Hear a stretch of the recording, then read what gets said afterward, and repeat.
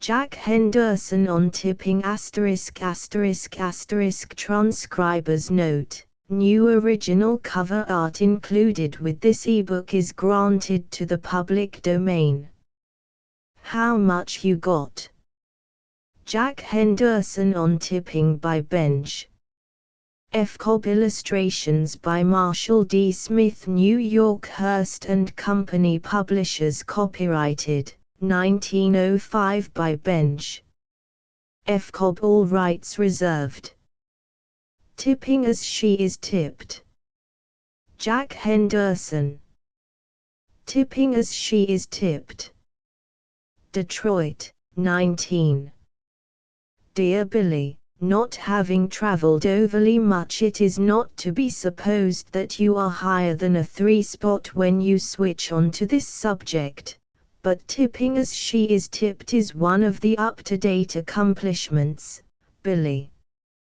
I propose in this letter to throw my little piece of radium onto it and show it up to your tender eyes, for it certainly dazzles me. I heard a street preaching guy telling about the advancement of all things, and he named over everything he could think of but left out the drum major of the bunch, the cap sheaf, as it were, the one great and only that heads the procession. There is an art in tipping, but the art is soon learned. One of the lost arts, however, is to get along without tipping. The more I see of tipping, the more I am convinced it is the correct thing, and the guy who started the anti-tipping club needs to roost high or he will get his tail feathers clipped. Just the same, I believe in the anti-tipping club. I wish that 75% or more of the travelers would join it, then I would keep on tipping and be a true enough top-notcher. There is only one tipping rule for the man who travels, and that is to tip and keep tipping, particularly if you desire to get what is coming to you. Some methodical dubs have adopted the rule of giving to the waiters 10% of the amount paid for a meal. My plan is to give something, if nothing but a cussing, but to give according to what I receive, and a good cussing is all that is coming to some of them, according to my rule. I found a waiter in Shanley's once who had been spoiled by the 10% habit. I dropped in there with a piece of calico and the bill came to $6.50. I gave his nibs $7, and when he brought back the half, I said, "Keep it, old man." He lifted it on the plate and, cocking one eye, said, the bill was $6.50, meaning that I ought to come down with 15 cents more. "That's right," said I. $60.50 is enough for any dub to pay for a dinner, and I pocketed the half and walked out. I think he fainted. At all events, I heard something fall as I walked away. The girl asked what the trouble was, and I said, "Nothing, only the waiter was too honest to take a tip and then she fainted." The size of the tip that a fellow is supposed to be separated from depends a good deal on the place. As a rule, the higher priced place you strike, either in a hotel or restaurant, perhaps I should say a cafe, the smaller the portions and the larger the tips. You see, in a real Tony place where there is lots of gilt, pictures and oriental rugs, the less they can afford to give you to eat and the more you have to pay for it, and the size of the tips you give should increase in proportion to the shrinkage of the portions you receive. I started to go into a place in New York where the flunkies were decked out with knee pants, silver shoe buckles and powdered wigs, and the silverware was 16-1 on the tables. But when I saw the smiles on the faces of those flunkies, I backed up and got out. You see, I was hungry and only had $3,000 in my pocket, and the Lord only knows what those powdered flunkies would have held me up for. Besides, the dinner check would have been something. The first time I went to Atlantic City I wanted to get wise on the tipping game, so I asked a modest-looking waiter what I was expected to give up for tips in a place like that. I did not have to wait long for an answer. It was on the heels of what I said so quickly I thought I must have said it myself. How McGoy I got. It was a stiff game, but I stood it a week and then went straight through to Chicago. That was the time I came home on crutches, Billy, don't you remember? There is one thing I could never bring out straight, and that is, how the average traveler will give a greasy nigger from a quarter to a half for giving him slight attention at the table, when they will let a nice, neat white girl wait on them in first-class shape and then walk off without so much as a thank you. That ain't me, Billy. The girls get my money. For that matter, I suppose you will say they always did. All right, old man, I have no kick coming. Did I tell you I came near getting married while I was down in Washington, D.C.? You see, it was this way, Billy. Bert Olmsted was there with his wife, and we were all stopping at the Baldy, and Mrs. Olmsted told me she had been watching the girl who takes care of the hats and coats at the entrance of the dining room, and as near as she could figure it out, the girl was pulling in tips $10 or $15 a day. That looked awful good to me, and the next time I went into dinner I stopped to have a talk with her. I had waited until the rush was over so as to have plenty of time, and say, Billy, she wasn't such a bad looker I found when I got my orbs on her at close range. The conversation was something like this, commencing with myself, "Are you married?" "No, sir." "Would you like to be?" "Oh, I don't know." "That would depend some on the con man." "What do you mean by the con man? Ain't you wise to that?" "Why, no guy gets a girl unless he cons her into it." "I didn't think you were scant in the top knot, you don't look the part." "Never mind the scant part. Just throw your lamps on me and tell me how you think I would stack up for the place." "You are all right for looks, but how about the Mazuma?" "We'll have the Mazuma all right if you will train in my company." "That's all right, Duke, but what about my steady?" "Why don't the duffer marry you?" "He ain't ready yet, I reckon." "Well, that's where your steady and me differ. I am ready right now.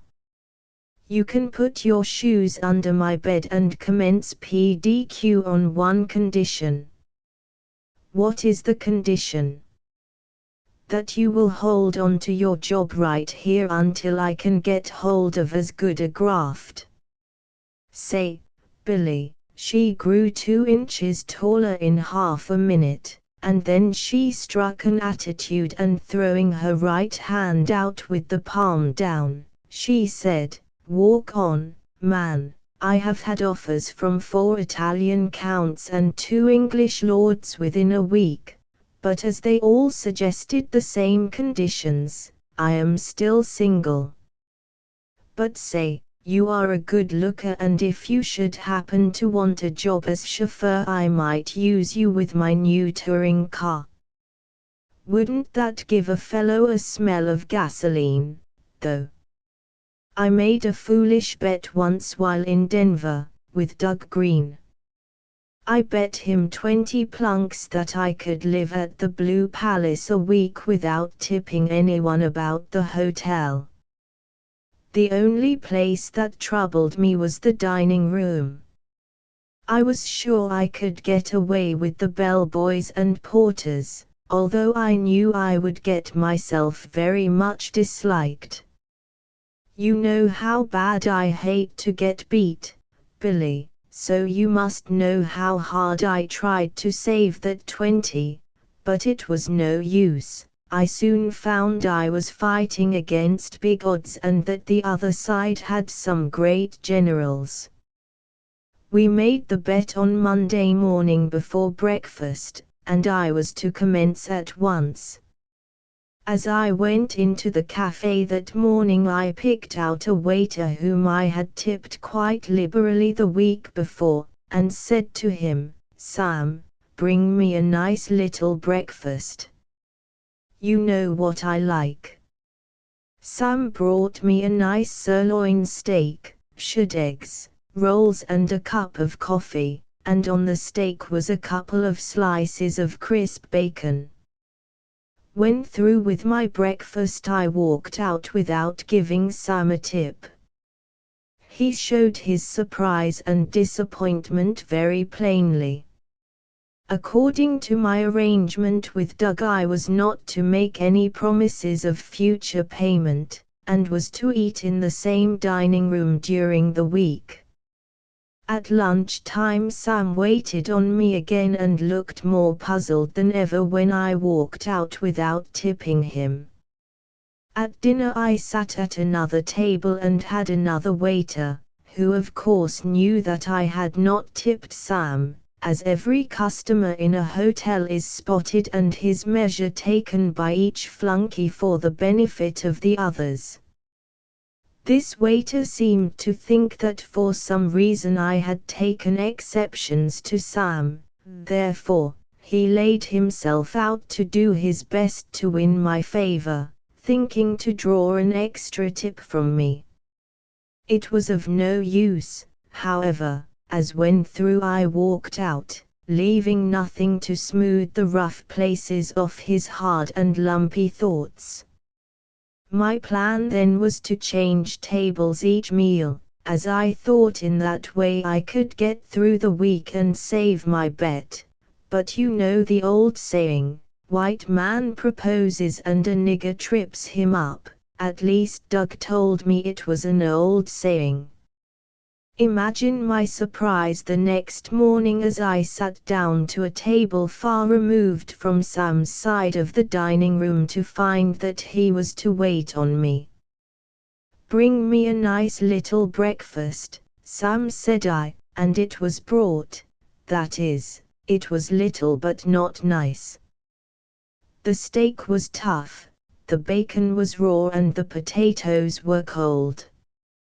I stood it until Thursday morning, and then dodged into the dining room when I saw Sam had all he could attend to. As I came in the door, the head waiter sent someone to take Sam's place, and Sam came to me with a smile on his face that boded no good for yours truly. "Sam," said I, "you'd rascal, you bring me a nice breakfast. You know what I like and you see that it is all right. If I have any more of your nonsense, I will talk to the head waiter about you, and if that doesn't do any good, I will tie you up in a knot. I mean what I say, do you hear me?" "I sure does," said Sam, and he left me without another word. I made up my mind that I was on the right track to win the 20. Doug came in when I did, but as we had agreed not to sit together, he had taken a seat at another table. I was interested in flirting with a girl at another table, and when I looked around, Doug was through with his breakfast and was evidently waiting to see how I was coming out.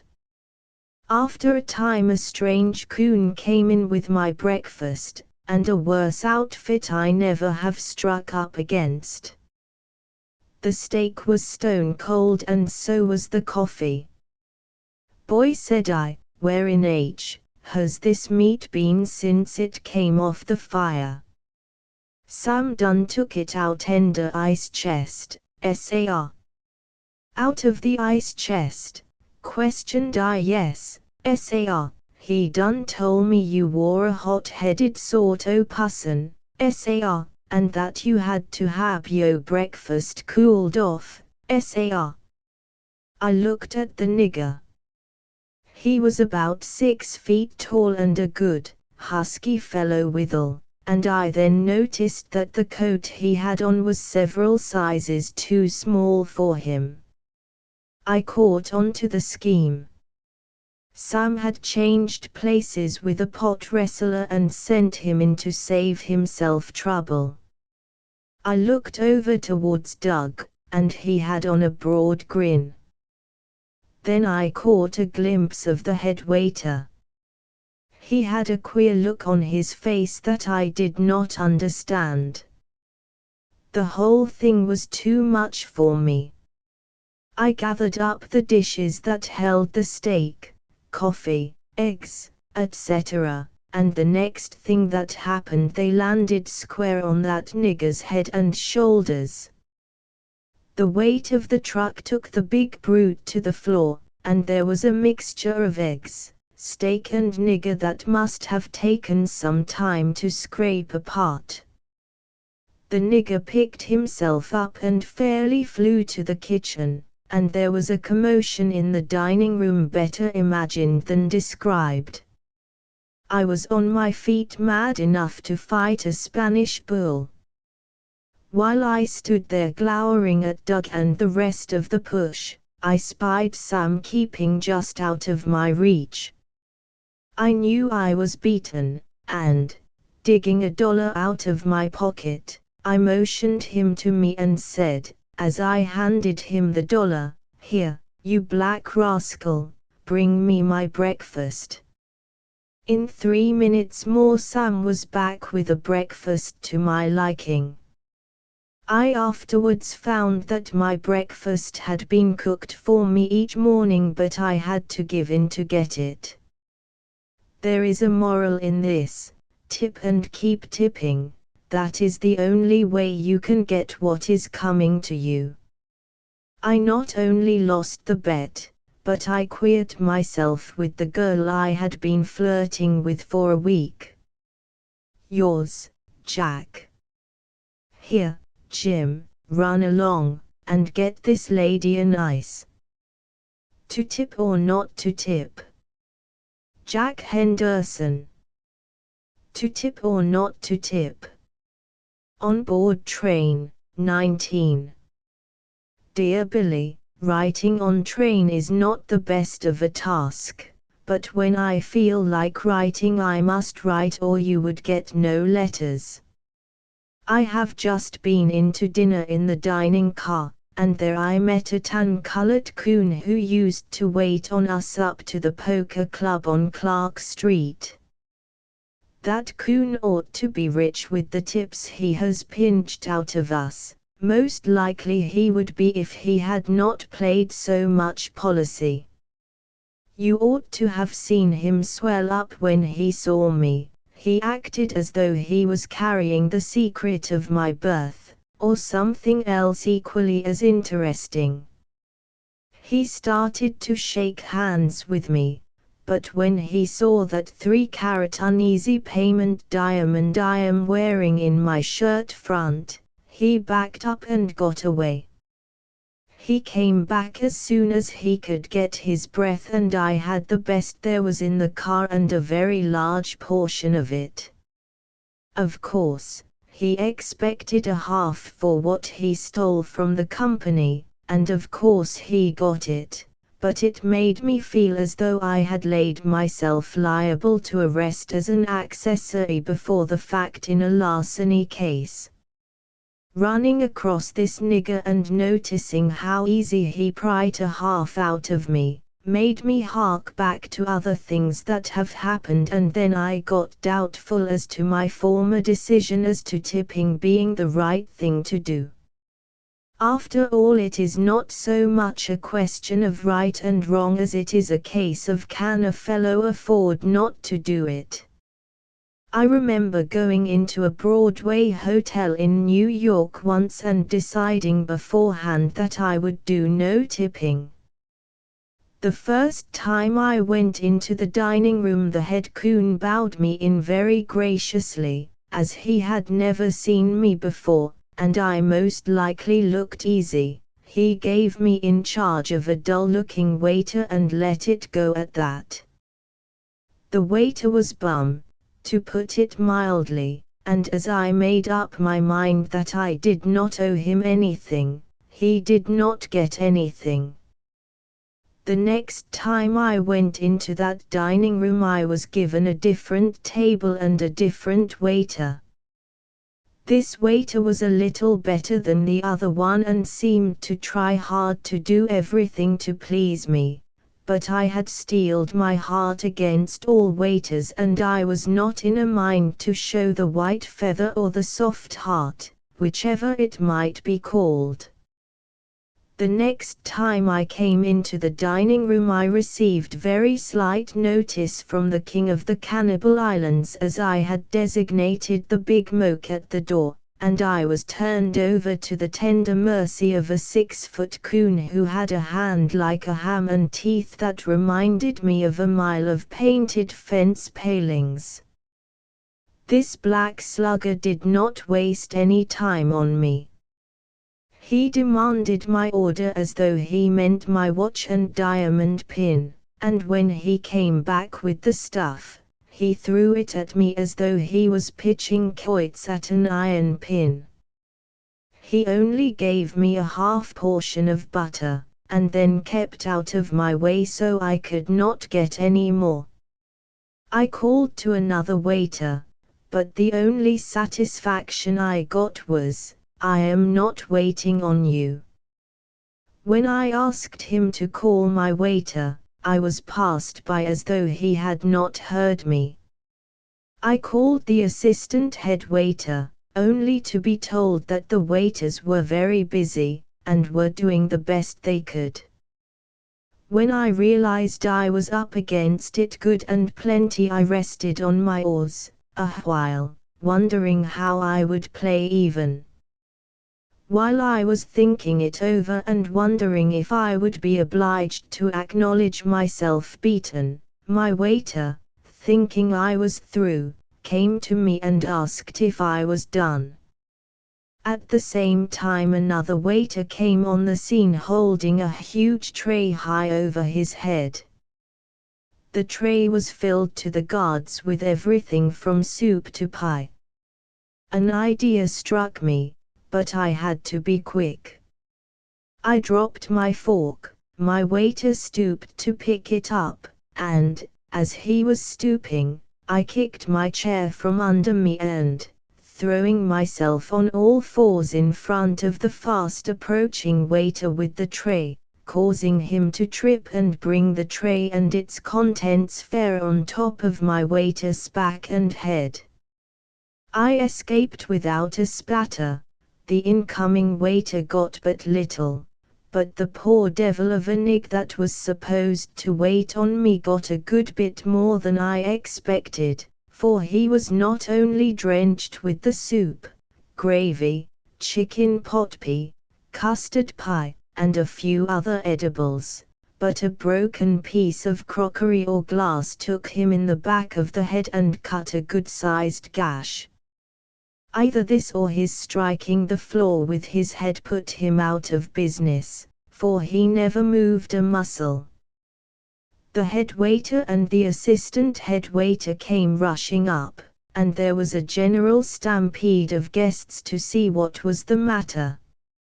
I was the first to demand to know how it all happened. The proprietor came in and gave orders for the removal of the debris, and, incidentally, of the waiter also. He was picked up and carried out, and so were the dishes. After the nigger had been carried out, there was a good deal of talk about how it happened. They found the nig who had the tray and demanded of him what part he had in it. He was just about to open his mouth when I stepped in front of him, clenched my fist and looked him square in the eye. For the Lord, I don't know how it all did come about. I just tripped on something and there I was. With this explanation Mr. Nig slid out of the way. The next time I came in the dining room I was fitted out with an umbrella handle. It was one of the largest ones I ever saw and shaped not unlike a revolver handle. This I had in my hip pocket.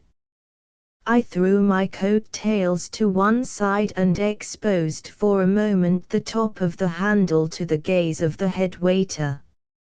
After I was sure he had seen it I walked up to him and said, "Look here, Sam, you saw my gun, but you only saw one of the pair. They are 44s and will carry a bullet through a 6-inch plank. Now, I don't propose to be held up by you damned rascals anymore. What I want of you is to put me to the same table each time. Give me as good a waiter as you have in the house, and see that I am waited on in first-class shape. If you do this, all right, if not, there will be a pile of dead niggers here that will bring on international complications." "I don't know what you mean, Sir." My hand went to my hip pocket, but before I had time to draw, the moke threw up his hands and cried out, "For the Lord, Mr. Man, you can have any waiter you want." The head waiter seated me himself, and I was never waited on better in my life, and it was kept up as long as I stayed in the house. I expected to be interviewed about those concealed weapons, but was not, and the umbrella handle did service equally as well as a cannon. The Negro is strong on long words, and about 3 days after my calling down the head waiter, he stopped me as I was leaving the dining room and said, "Mr. Henderson, what's this your international complexions you told me about that day? Is it possible you don't know, Sam? Don't you attend church every Sunday?" "I swear does, Sir, but we hain't got none of those things about our church." "Oh, yes you have, only you don't see all there is going on about the church. International complications, Sam, act the same on the heart as vermiform appendix does on the liver, and it is a serious thing when they both begin working at once." "Yes, Sir," said Sam, as he bowed me out, and there was a puzzled look on his face that proved to me that I had raised about 20 feet in his estimation. I was only there 2 days more, but I think he stood more in awe of me on account of the big words I tossed him as I passed him each day than of the 2 big guns he thought I had. I was stopping in Detroit at one time and had been introduced by some would-be society sports to the smart set, and Detroit has a smart set, even if the people generally are bigoted. I suppose these society boys thought they would have some fun with me when they got me up against some of those society bathing costumes, but I did not balk at them. I had seen them before on people who did not lay claim to so much respectability. Perhaps I should say why I claim that the people of Detroit are bigoted. I want to tell you, Billy, you can gamble that the people of any town are bigoted when they will not accept standard time, but have sun time for their business and claim that the railroad people are a half an hour out of the way. The so-called Christian people should rise above anything of this kind, for these two-time towns are the cause of more profanity than any other one thing that I know of.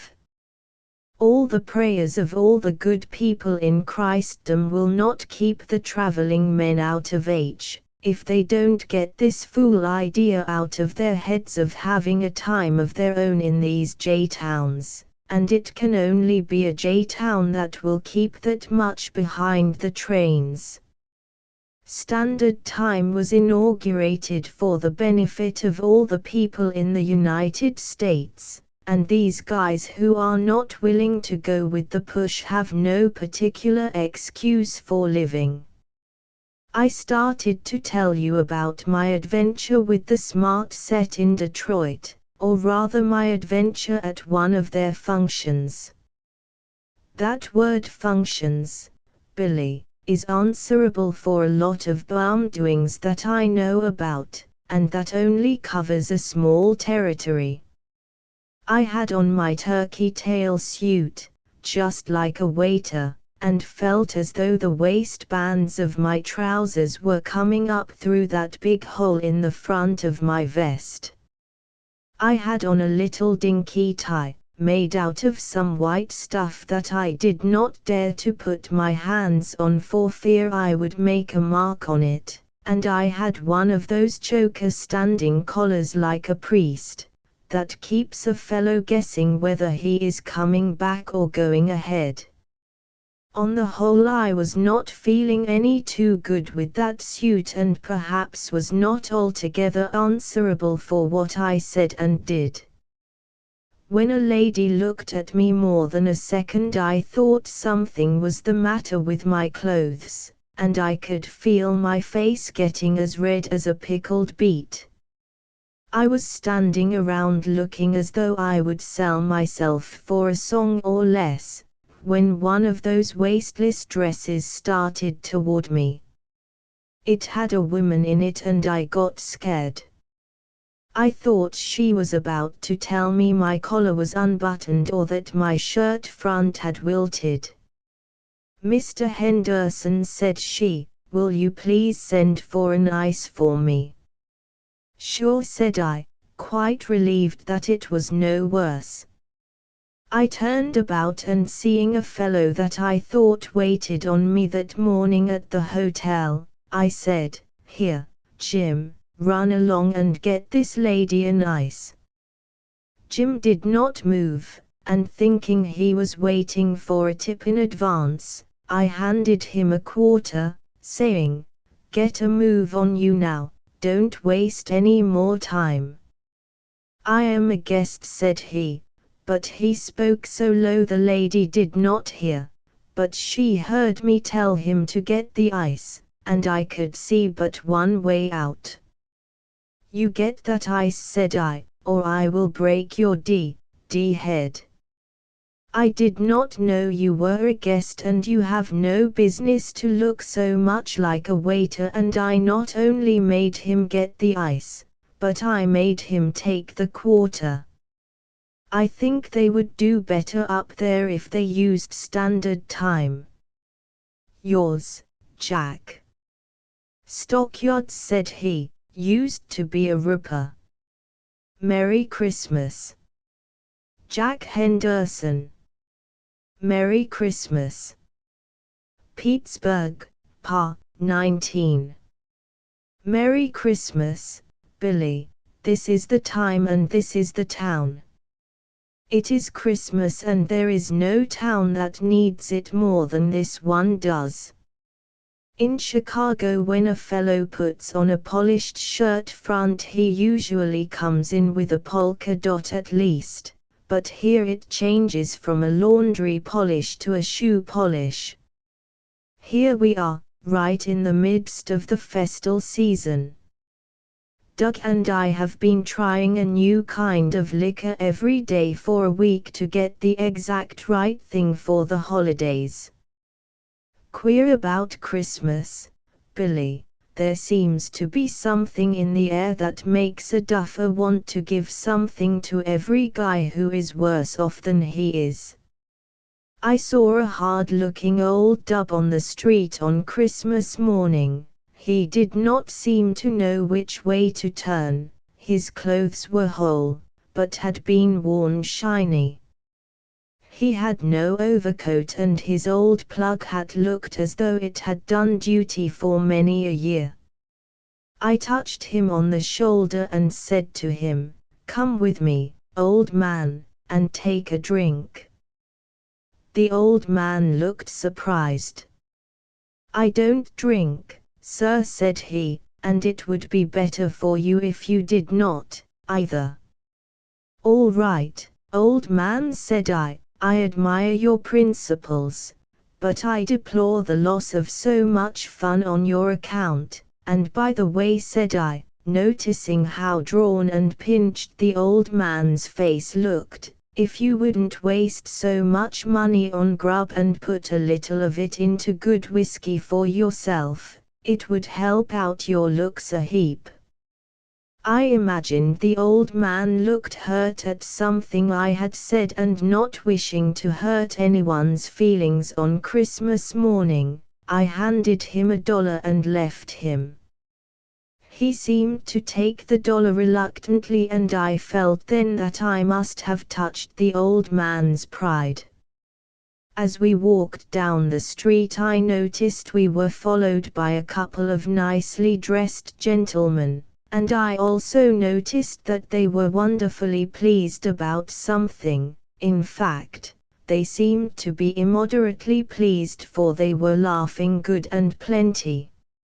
As they came close to us I turned and said to them, "If that is a jag you have, you ought to have divided it with someone else. It will hurt you to carry that load all day." "No," said one of them as he leaned against a tree and talked between laughs, "we are not jagged, but we are willing, and it is up to you to do the proper." "Up to me," said I, "what's chewing you?"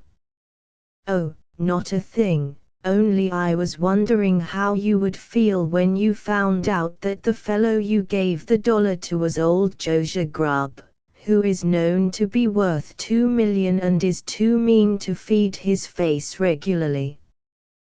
"Billy, I have had a good many raw turns, but this capped them all. I thought at first I would go back and make him cough that $1 up again, but I only went back to prove that our two new-found friends were right.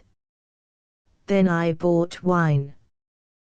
This Christmas giving is a great stunt, Billy, and there is certainly $1 that I have put into safekeeping." Speaking of Christmas giving reminds me that the average Christmas present is a gift of something that we would like to own to someone who has a very bad opinion of our individual taste. Doug has a cousin who is attending a theological school in Boston, and a couple of days before Christmas, Doug had wired me to send this cousin a suitable present. This was a little out of my line, but I did the best I could and then promptly forgot about it. On Christmas Day Doug received a number of presents, and among them a bundle from Clarence Hulbert, the theological student. Doug showed it to me. It consisted of 2 books. One was Bunyan's Pilgrim's Progress and the title of the other was How to Be Good the Rich. Doug was laughing. "What an ass," said I, "sending such things as that to anyone." This waked Doug up to the fact of my buying something for this same fellow, and he asked me what I sent him. "Sent him," said I sent him the neatest little poker outfit you ever laid your eyes on, 4 decks of cards and over 300 chips. The cleanest looking white ones and red ones that would make you bluff on a pair of 4s, and blues that were a dream. I never had so many chips on my side of the table at one time, and for a fact, Doug, I hated to see them go. Doug turned as pale as a ghost and groaned. "What is the matter?" said I, jumping towards him. "Matter," said he, "you'd, idiot. Do you really mean to tell me you sent an outfit like that to a man who is studying for the ministry?" "Why not?" said I, and up to now I can't see what there was to groan over. There was sure more fun in that poker outfit than in the books he sent to Doug, if I am any judge. Christmas is all right, though, even if the presents don't fit the right spot. I never knew of but one family that could hit it right every time. That family consisted of a man and his wife. The man usually bought his wife a box of cigars or a pipe, and she would buy him a pair of earrings, a breastpin or a box of candy. If he did not like the earrings she would wear them, and the cigars never came amiss. Taking it all in all, it is a day that makes a fellow feel generous, whether the money he is spending belongs to him or to someone else. Christmas Eve I went into the hotel barber shop to get shaved. As I sat down in a chair I noticed that I had drawn a long, cadaverous-looking cuss for a barber who seemed to take full possession of anything that came within his reach. He had caught on to my name, somehow, and as I sat down he said, "Your hair needs trimming, Mr. Henderson. It is a little ragged around the edges." I knew well enough that my hair did not need cutting, and was about to say so when he butted in with, "It's Christmas tomorrow, you know, Mr. Henderson," and while he was saying it he was pulling out the headrest. It was Christmas Eve, and I did not want to make him feel bad, so I let him go ahead. One thing I liked about him, he did not seem to be one of the talking kind, that is to say, he did not say much, but what he did say you felt that he meant. After he was through cutting my hair, he laid my head back, and, with those long swipes of his, laid the lather on all parts of me that showed above my collar. Then he commenced on me with his razor. He was long at this. He would lay his razor on above my cheekbone, and with one swipe would rake down over my cheek and land under the tip of my chin. I fairly held my breath. After he had given me a couple of swipes of that kind he stopped to wipe his razor. "Look here," said I, "what did you work at before you struck the barber trade?" "Stockyards," said he, taking a swipe down the other side of my face with that infernal razor. "Used to be a ripper," he added. And before my mind's eye came a long row of hogs strung up by the hind legs and my friend of the razor going down the line giving each one a slash down the middle.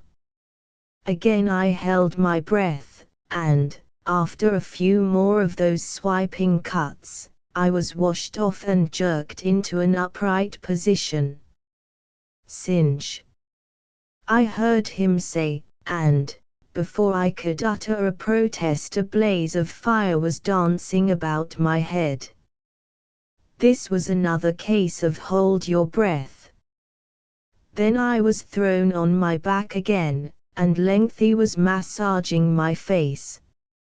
He was handling it as though it was a piece of putty, and I wondered if I would know myself if I ever got a chance to look in the glass again. Then I was bounced into an upright position again, and I heard him say something about the danger of taking cold. The next I knew those long fingers were going through what was left of my hair, executing what he called an alcohol shampoo. There was nothing further he could do for me, but, as he presented me with my check, he slipped a bottle of hair tonic into my pocket. "Greatest tonic on earth," said he. "There are indications that your hair will begin to fall out in a few years, and you should be prepared." The check was $2.40. I handed him 3 $1 bills. "Thanks," said he, looking at the bills. 60 cents is the smallest tip I have had today, but it is all right, old man. Come in again." I clinched the bottle of hair tonic in one hand, and a strong desire came to me to kill that barber on the spot. I took a step towards him. He had put the money away, had gotten hold of his razor with his right hand, and was stropping it on the palm of his left. A vision of those slashed hogs came before me, and I walked out. But if I ever meet that man separated from his razor, there is going to be trouble. I am keeping a little book now and putting in it the things to be avoided. One of the first things down is to avoid a hotel barber shop on Christmas Eve. You can never forget that it is Christmas time. They commence telling you about it a week before Christmas, and don't let up until a week after New Year's. When you first come into a hotel, the boy shows you to your room, and after setting down your grip in the only place in the room where you would rather not have it, he fixes the windows. They most likely don't need fixing, but he fixes them anyway. If they are shut, he opens them, and if they are open, he shuts them. Then, if you don't notice him, he stands on one foot a while, then changes off and stands on the other. Then he coughs, and, if that doesn't fetch you, he says, "Anything more I can do for you?" You say no, and he puts you down for a cheap guy, and then goes down and tells the news to the rest of the bellhops. The one who showed me up at this place wasn't to be put off so easy. After he had worked all the old grafts, he said, "It's going to be fine weather for Christmas." "All right," said I, "if you will pull off a good sunshiny day, you can come to my room and get a $50." And then the little beggar asked me if I was going to be here Christmas. I got rid of this boy for the time being on a promise, but I knew that half would have to be paid if Christmas brought in a cyclone. The elevator boy sprung a new one on me. He handed out a catch-penny Christmas box and said, "Ain't that a peach?" "Sure," said I, wondering what he would say next. "Then put a stone in it," said he. That cost me a quarter. In the dining room, each waiter wished me a Merry Christmas, and then you would see his hand slide out toward you as though he could not help it. Every chambermaid on my floor swore that she had waited on me at some other hotel, but the boy at the coat room took the palm. He wiped off my boots with a cloth, helped me on with my coat and brushed it, then as I was walking away, said, "Thank you, sir, thank you, very kindly." "What in H are you thanking me for? I didn't give you anything." No, sir," said he, hesitatingly, "I only thanked yo 'cause yo let me brush yo off, sir. What a fellow needs is one of those change holders that the street car conductors use, with a place for each kind of a coin." But he would need more than that. He would need a national bank to keep the thing supplied. Yours, Jack. Holding people's hands that you have never been introduced to. Swearing off. Jack Henderson. Swearing off. Philadelphia, 19. Dear Billy, the New Year's days have come, the saddest of the year, when every dubber fellow knows swears off on booze and beer. Oh, say. But doesn't it make you tired, this swearing off business?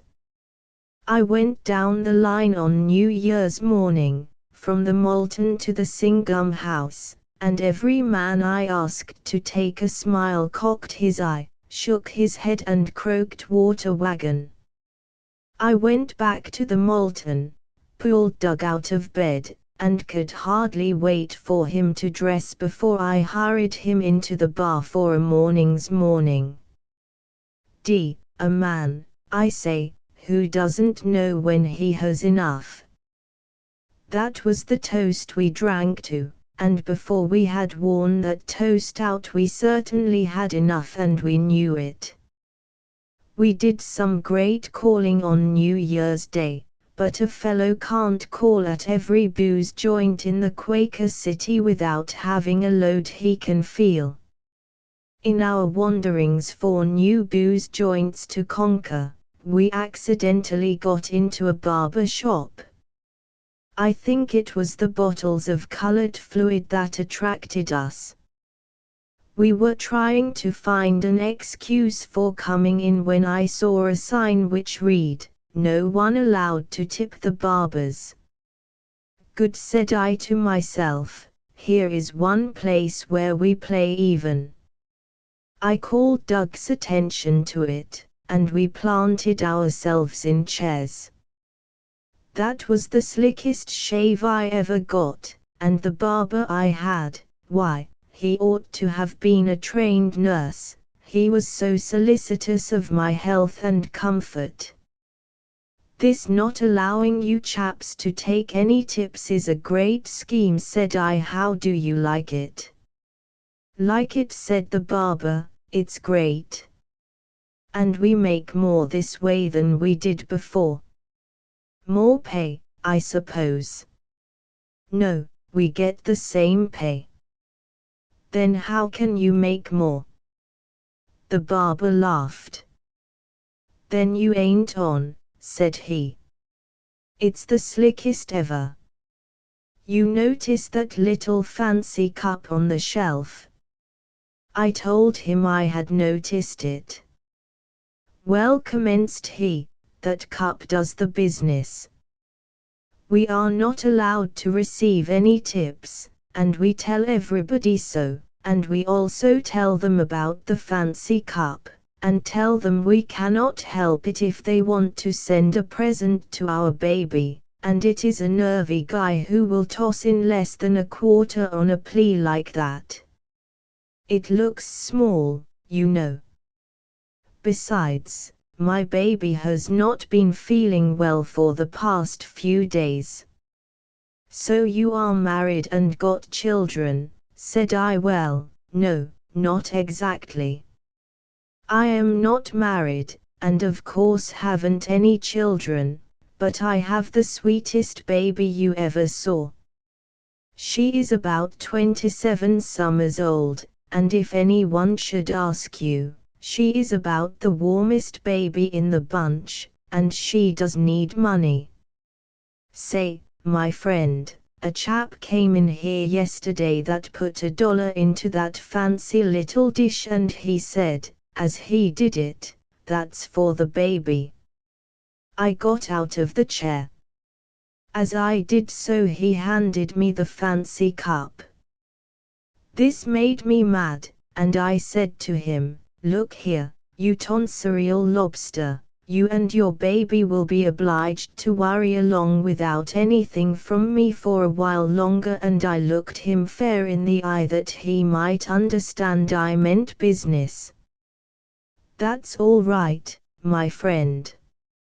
You do exactly as you please, of course. Should be pleased to have you call again, and will treat you the best I know." He certainly was the limit and was trying hard to make me feel like a 2-cent piece. As I turned my eyes from him, they encountered a very fetching pair of eyes that belonged to the manicure lady. She not only had a fine pair of eyes, but she knew how to use them. I had always thought I would like to have one of those chiropodist ladies hold my hand for me, but I always hated to have it happen before a lot of barbers, but this one was different. She could have held my hands sitting on the sidewalk on Chestnut Street, with all the shoppers loose on the street. She made me put one of my hands in water and soak it up for a while, and then she commenced to get in her work. But she had the softest hands and the most delicate touch. Oh, my! It just took my breath away for a minute. After a while I began to get a little used to it and found myself able to talk. "You are an awfully sweet girl to be wasting your time sitting around a barber shop," said I, "holding people's hands that you have never been introduced to." "Oh, I don't know," said the Queen. "This is no ordinary shop, and my customers are all very nice." "They can't be nice enough to you," said I, "and it's a wonder to me you stay here. What do you think I ought to do?" "You ought to get a position where you would only have one pair of hands to take care of," said I, and then for fear she would not understand me I said, "Why don't you get married?" She laughed. "I don't know anyone who would have me." "Did you ever advertise?" "No," said she. "I never thought of that. I am doing pretty well here." "How much do you get for holding hands like this?" 50 cents is the regular price, but sometimes I put in a little more work and then my customers give me more." "Then," said I, "you just throw in a squeeze or two and I will make this job $2. She smiled, which showed her dimples in good shape, and when she caught hold of me again I could feel the effect clear up my back. This was a new deal for me, but it was worth the money. "Look here, little Queen," said I, "why can't you meet me after you get out tonight and have a nice little supper somewhere? I would like to awful well, but I am afraid I couldn't do it. You see, I have a steady, and I couldn't afford to break with him just for one evening with a stranger." "Just my luck," said I never saw anything yet that I really wanted that some guy didn't have a prior claim to it." Just at this time Doug pulled away from the barber who had him under control and coming over to where I was, said, "Cut that out, Jack, let's get out of this." The Queen cut her work short, but she froze onto the $2 just the same. And worse than that, she handed it to the barber whom I had refused to tip, saying as she handed it to him, "Here's $2 for you, Charlie," and then turning to me she added, "That's my steady." The lout of a barber got my money after all. I met the Queen on the street once afterwards. Her eyes were not working. Someone had bruised them for her. "What's the matter, little one?" said I. "Who has been trying to put your lamps out?" "That steady of mine," said she. "He accused me of holding out on him." "Why don't you quit him, little one?" "Oh, I couldn't do that." You see, he is always good to me when he doesn't booze or he gets it into his fool head that I am flirting with someone. And still we wonder at crime. The little queen has passed out of my life, and me, have I sworn off on queens? Well, not exactly, but if I know it, I have sworn off on Barbara's queens. Doug and I were out on the Germantown road the other evening. We were out to see some friends and had taken a few bowls with Hank and a few bowls with Jim, and when we got ready to start home we were feeling rich, good-natured and prosperous, and Germantown Road, Billy, doesn't run the same as the other streets in Philadelphia, but looks as though it had been taken from some other city and dropped into Philadelphia crossways. This plays hob with the street corners and a fellow never knows where the street cars are going to stop. We stationed ourselves at a corner, where we figured they ought to stop, and waited. When the car came it went by us like the wind and the motorman was motioning us to get to the next corner. By the time we got to the next corner, the car was halfway downtown. Doug was mad, but I reminded him that we had all night to get to the Hotel Inn, and that we were safe for the next car. It was late and the cars did not run often, but one came at last. The first thing I noticed when the car hove in sight was the motorman gesticulating with all his might for us to get back to the corner where we were before. This made Doug madder than ever and he would not stir and, of course, the car went by us again. I laughed, which did not improve Doug's temper. "Think you are smart, don't you?" said he. "Now, I am going to make you pay for this. I will bet you a sawbuck that the next car stops right between these points indicating the two corners where we had missed before." I took the bet, taking a chance that his scheme, whatever it was, would fail. We both took our places at the point where Doug said the car would stop and awaited results. In a few minutes another headlight showed us that another car was coming. There was a cab standing by the curb with a tag on it marked public cab, and when the car was about a block and a half away, Doug grabbed the whip out of the socket and caught the horse by the bridle, and with a little cussing and whipping, brought the cab directly across the car track. Unbeknown to us, the driver was sleeping inside the cab. The movement of the cab awakened him, and about the time the wheels struck the car track, the driver fell out of the door of the cab and landed on all fours in the street.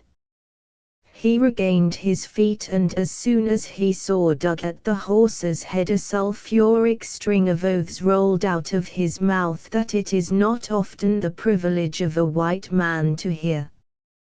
"You blankety blank fool," said the driver, "what are you trying to steal my horse for?" "Hold on there, young fellow," said Doug, "your horse was running away and I caught him at the risk of my life. You ought to thank me, not curse me." "You are a liar," said the cabbie, "that horse can't run."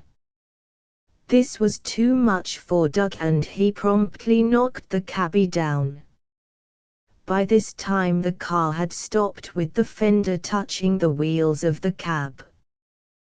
The cabbie had regained his feet and was hollowing bloody murder at the top of his voice. Doug let go of the bridle and hit the horse a couple of cuts across the rump. This set him off on a dog trot down the road and the cabbie took after him. Doug and I boarded the car, the conductor gave the signal to go ahead, and this closed the incident so far as we were concerned. I guess the cabbie caught his horse, anyway he wouldn't be much loss. It cost me $10, but it put Doug in good humor, and he tells now that if I want something else to swear off on, I can swear off on betting against a sure thing. Yours, Jack. A duffer winked at her. Grafting. Jack Henderson. Grafting. Indianapolis, Ind. 19.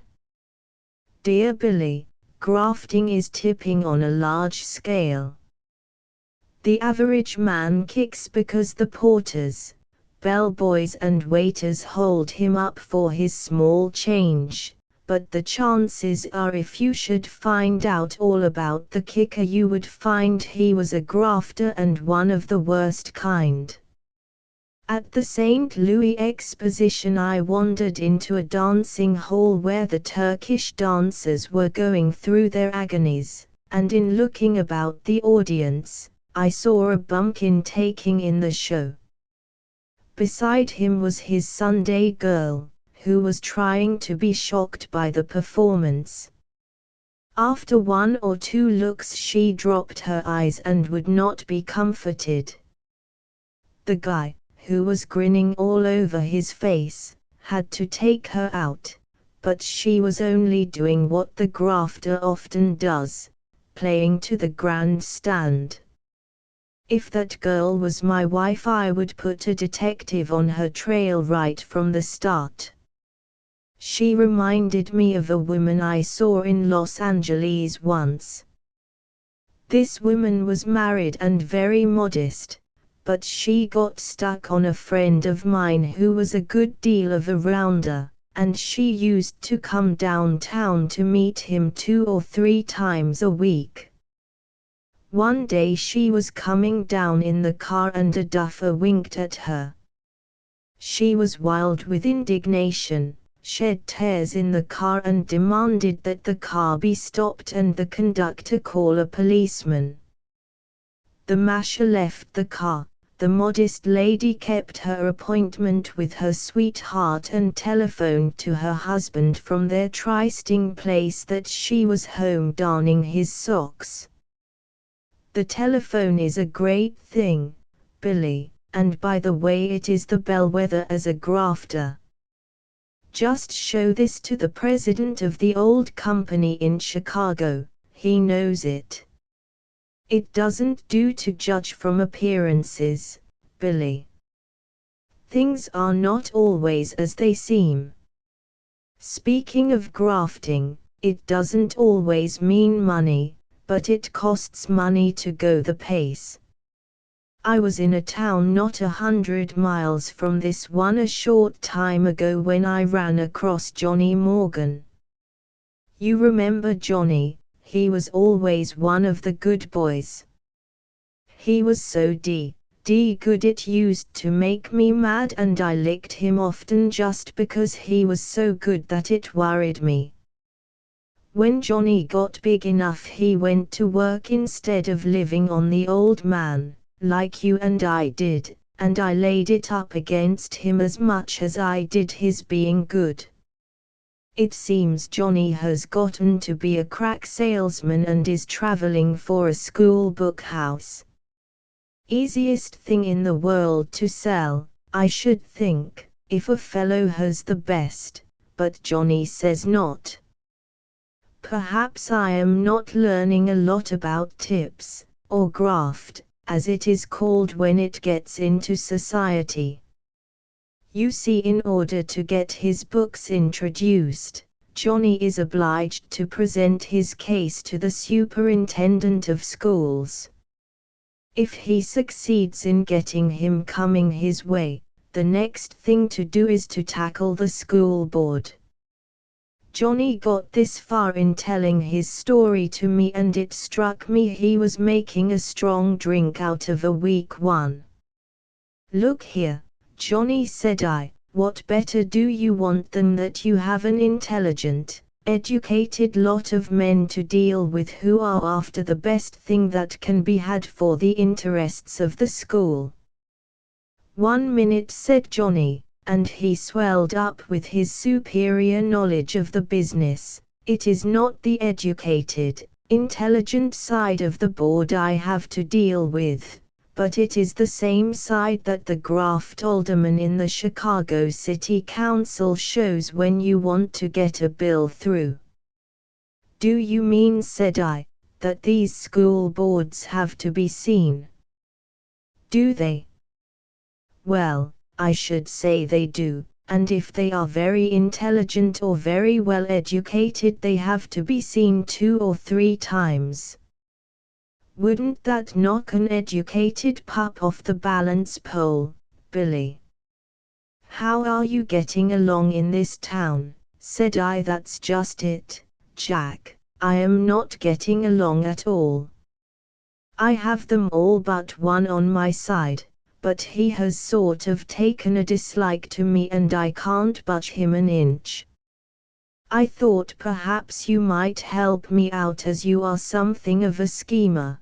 Besides, you owe me something for the lickings you used to give me when we were kids. All right, Johnny, I will help you, but not on account of the lickings. They helped to make a man of you. Just then a lady came up the street who attracted my attention. She was just my style, tall, slim, dark and handsome, and had eyes that talked in spite of herself. She gave me a look that went under my vest and hurt. Johnny had to shake me before I woke up. Isn't she the whole works, Johnny? Said I. Not exactly, Jack. Her brother is the part of the works I can't make go. Johnny, said I, grabbing him by the hand. Now I am in dead earnest. We will land that order if it takes the last drink in the bar. How do you propose to do it, Jack? I don't know yet, said I, but you hold the bunch together that you have and I will agree to land the other duffer. What is his name, anyway? Dr. Davidson, said Johnny, brightening up at my earnestness. But I don't think you know what you are up against. Never mind what I am up against, I have given you my promise and Jack Henderson never goes back on his word. I had no idea as to how it could be done, but I had decided that the first thing for me to do was to get acquainted with Miss Davidson. Did it ever strike you, Billy, how hard a chap will work to get acquainted with a woman who strikes his fancy? I don't know of anything he will work harder at unless it is to get rid of one that he has taken a dislike to. I never had much experience in that line, but I was willing to try. No, not willing, for when I thought of those eyes I felt that I must try. I went to work in earnest and found out that she was the doctor's pet sister, that she lived with him and that her front name was Laura. Billy, I never knew that was such a pretty name before.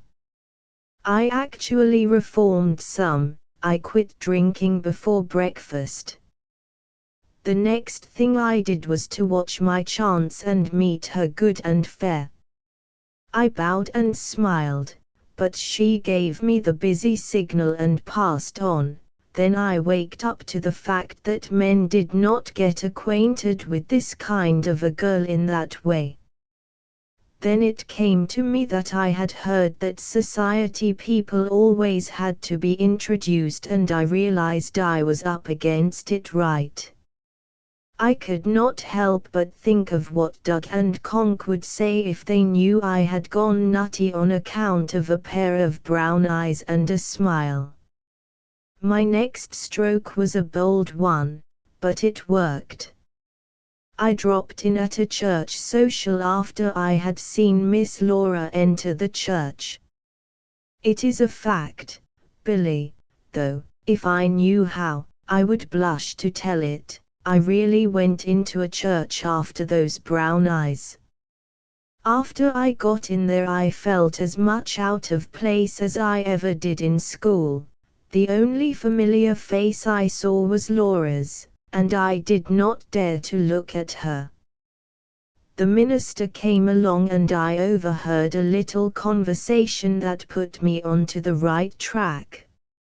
A lady commenced it by saying, "I enjoyed your lecture last night very much." "I am glad you liked it," said the preacher. "I remember seeing you. Your husband was with you." "Oh, no, Mr. Parker, my brother was with me. Don't you remember I introduced him to you after the lecture?" Yes, certainly," said Mr. Parker, "but there were so many introductions and I knew by the way he said it he was lying and did not remember her nor her brother." This gave me my cue. I got out of that part of the church and waited until the Reverend Mr. Parker came my way again, then I pounced upon him. I shook hands with him as though he was an uncle whom I expected would die soon and leave me a fortune. "Mr. Parker," said I, "you remember me, Mr. Henderson. I was introduced to you last night just after your lecture. I was deeply impressed by the way you handled your subject." I had heard someone else say that to him, so I knew it must be the proper caper. He shook hands with me warmly. He had to. I was doing the shaking and others were talking to him, but I still hung on. Pulling him towards me I said, "Mr. Parker, I want you to introduce me to Miss Davidson." With this I walked him across the room to where I felt she was watching us, and the deed was done. "Miss Davidson, allow me to present Mr. Henderson," and the preacher was released and gone. I put out my hand, but there was nothing doing, not with her hands, but her eyes sparkled with fun. "Mr. Henderson, allow me to congratulate you on your wonderful nerve," said she, "and don't you know, Billy, that was a body blow for me. I was down and nearly out and I know I must have looked foolish. I was not counted out, though, for I recovered before anyone could have counted more than 9. "Miss Davidson," said I tried to be square and get acquainted without an introduction, but you wouldn't have it that way, so I did the best I could." "Yes," said she, "and you trapped a preacher into being your tool to carry out your plans. Say, Billy, but those brown eyes were the only lights in the room, but she had the hooks into me good and proper and I was squirming and gasping for breath. I felt that I could not hurt my case any and I spoke out just as I felt and just as I caught another glimpse of those eyes, I said, "Miss Laura, I would have gone to the hot place and asked the devil to help me if I could have gotten there quicker than the way I went to work." "I believe you would, Mr. Henderson, and I am glad to know that you are honest even if your language is forceful." "Call me Jack," said I, "and you can walk on my face." Say, Billy, wasn't I gone to the bumpers, though? "Sit down here, Mr. Jack," said she, "I want to talk to you." We sat down. Someone came around with refreshments, cake and ice cream. "No pot wash for me," said I, "haven't you any?" I was going to say bug juice, but just then Miss Laura stuck a pin into my leg and said to the attendant, Mr. Henderson says he does not feel like eating ice cream, but will take something later. The attendant passed on. Ain't she a trump, though? Look here, Mr. Jack, said she. Did you ever see Mr. Parker before tonight, or did anyone introduce you? You have sized the case all right, Miss Laura, but what of it? I had to do it. A song by Miss Davidson, said someone, and Miss Laura turned to me and said, either get your hat and go or else don't speak to anyone while I am gone. Call me Jack, said I. Jack. I'll be here. She was onto my curves all right. She knew if I tried to talk to any of that bunch I would spill. A fellow with a shock of tan-colored hair worked the piano for her and she sang something that made me hold my breath. They gave her the hand and then she sang Home, Sweet Home in a way that would bring tears from a deaf mute. When she came back to me the tears were running down my cheeks, but I didn't know it until she laughed. You are a good-hearted boy, said she, but don't you think you had better go now? I must not spend all my time with you, you know, and I want to talk to some of the other people. No, said I, this may be my last chance of heaven and I am going to see you home. She looked startled for a moment and then said, all right, you wait here a few minutes. She came back in a few minutes with her things on.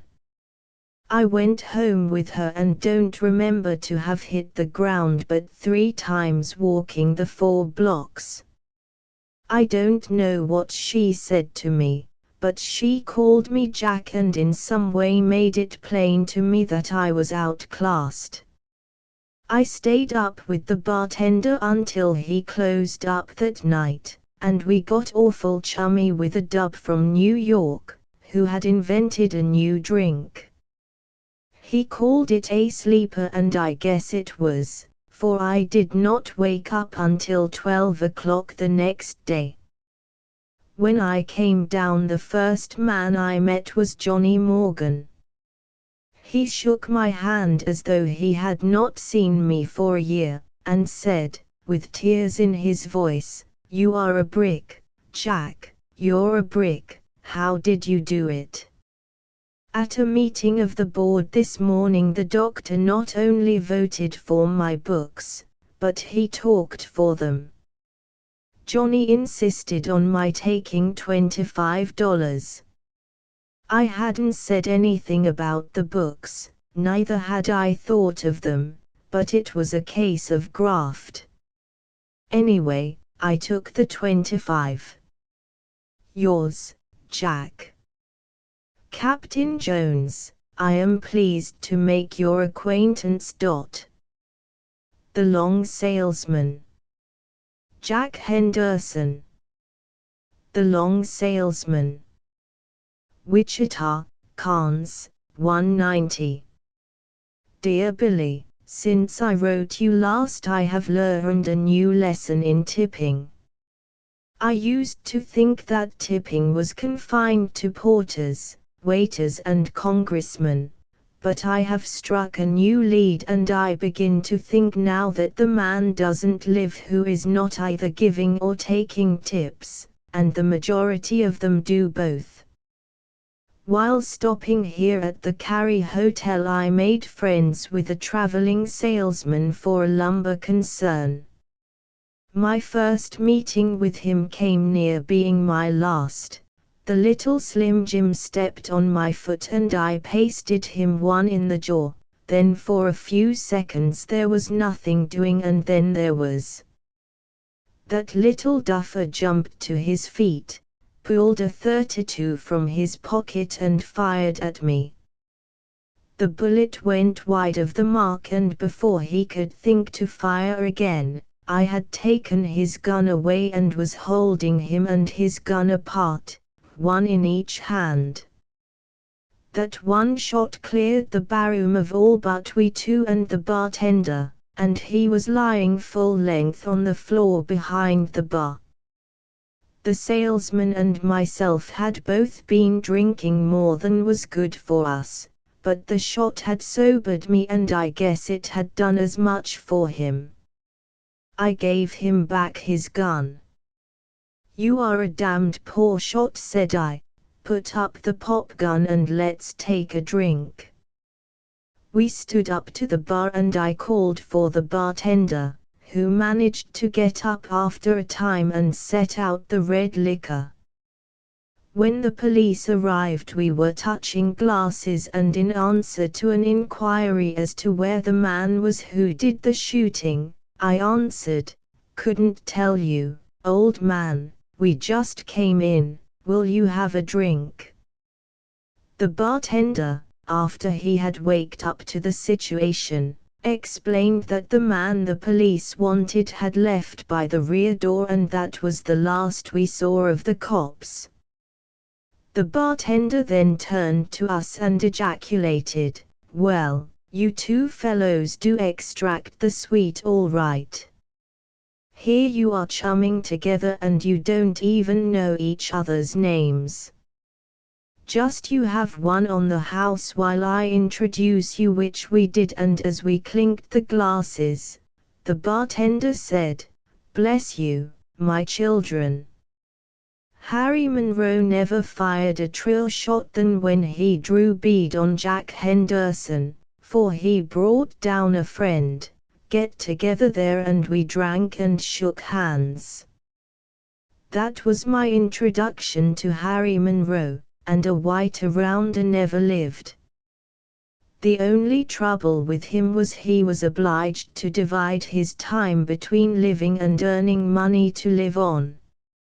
Harry got to telling me about his selling lumber on the road and how he did it, but it looked a little punk to me and I told him so. After I said that there was nothing for me to do but to make a trip with him and see how it was done. He was going to make a trip over a route that he had never traveled before, and he told me it would give me an insight into life that I couldn't get in any other way. I went, and the first town we struck was a little place up in northern Kansas, and the first office we got into was plastered all over with temperance signs. I took a look at Harry to see how he took it, but it never fazed him. He introduced himself to Mr. Brown, the proprietor, and then introduced me as his cousin and said I was traveling for my health. Then he dropped into a chair by the side of Brown and reeled off a string of temperance talk that would have put the average temperance lecturer in the ditch. I never knew what a fearful thing drink was before. Harry fairly cried when he told the dealer how his father and 3 sisters went to the bad on account of drink. Then Harry told him a story about a man who sold his wife's washboard for drink, and, said Harry, "Just think, she was the only support of her husband and 6 little children." Then they both cried. We spent 2 hours in that office, and when it was almost train time Harry mentioned his business and took an order for 8 cars of lumber. We made a quick getaway to catch the train, and I want to say right here that I was feeling sort of punk about that story of Harry's 3 sisters.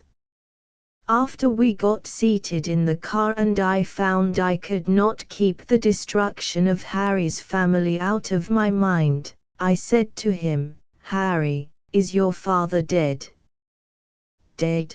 Well, I should say not. He is preaching down in Swampscott, Massachusetts, and holding his own with the best of them." "And those sisters of yours?" I added.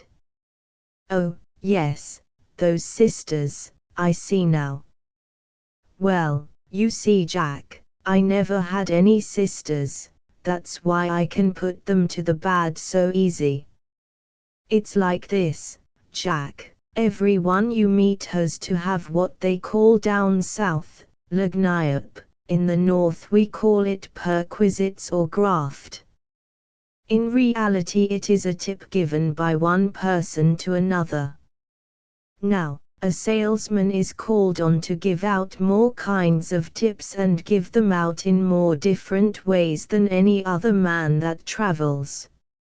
Sometimes we give cigars, sometimes it's a drink or a dinner, and sometimes soft soap, and other times it's tears, but to be a success on the road you must give something.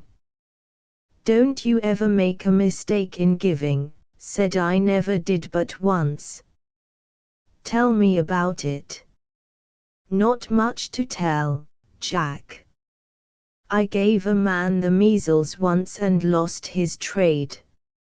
He was so nervous about that I felt for a moment that he had walked into some fellow's office and handed out a package marked measles, expecting to make a hit by doing it.